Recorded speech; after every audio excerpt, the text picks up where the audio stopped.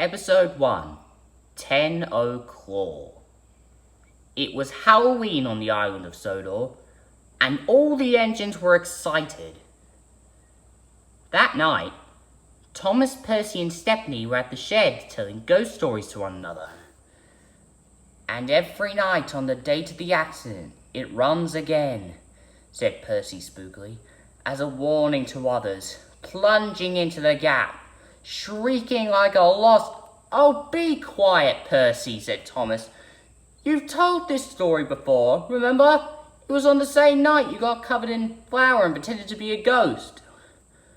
"Well, it's not my fault, Thomas," said Percy. "It's difficult coming up with good ghost stories." "Well, you don't have to keep telling the same one," said Thomas. "Well, come on, Thomas. You tell one," said Percy insistently. I don't know any," said Thomas.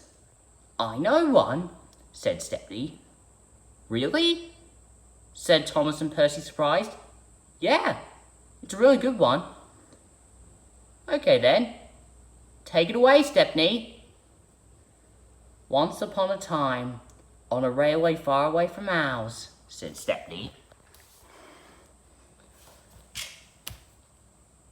"there was a large diesel engine that served a branch line that served both a harbour and a scrapyard.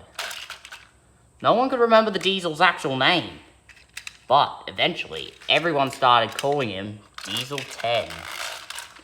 He was a kind diesel who loved shunting trucks in the yard of the scrapyard.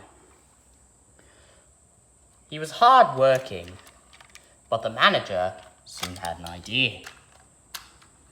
One day, the workman was shocked to see that Diesel 10 had been fitted with a large mechanical claw. It was the manager's own design. It was designed for picking up scrap on the side of the tracks. "Wouldn't that be illegal?" said Thomas. "It would," said Stepney, "unless you have a permit." Everyone kept saying it looked odd, but no one realized how the claw was affecting Diesel 10.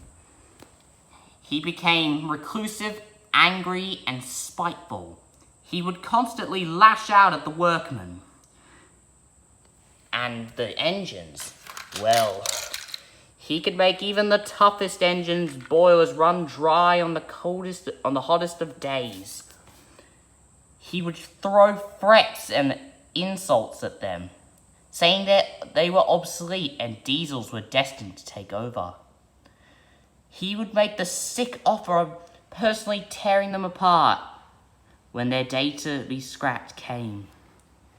He became an all-around menace, but no one expected what would happen next.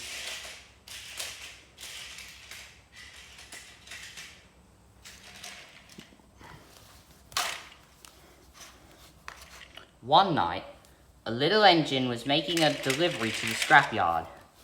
They were nervous. They didn't want to be there because they knew Diesel 10 would be there. But luckily, Diesel 10 was nowhere to be seen.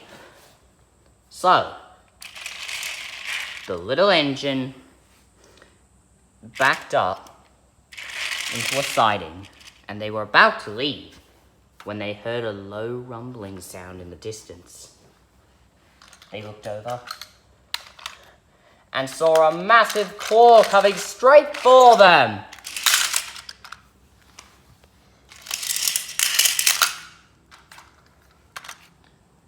The next day, the workmen were horrified. There was Diesel 10 looking evil as ever. But next to him was all that remained of the little engine.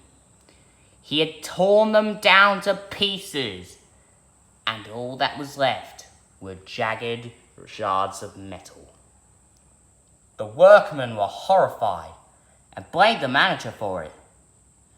Realizing he had no other choice, the manager scrapped Diesel 10 in disgrace. But it wouldn't be enough to save the scrapyard, though. After the word had gotten out, no one wanted to do business there. The scrapyard soon closed soon after. And after the scrapyard closed, so did the branch line. Everyone forgot about Diesel 10. Those who they consider him a myth, or someone who actually existed.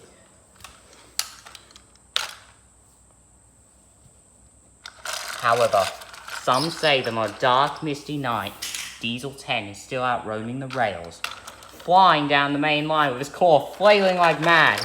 He haunts the railways, going through the stations and sidings, looking for a suitable target to scrap. And if you aren't careful, maybe it'll be you.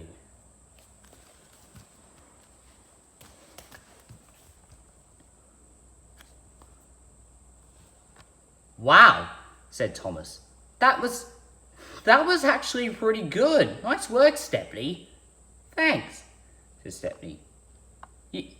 Right, Percy, said Thomas. Yeah, said Percy, stuttering. That was good. Where did you hear that? Oh, someone at the station, I guess, said Stepney. Never mind. Let's just get some sleep, they said. That night, they slept, wondering about Diesel 10.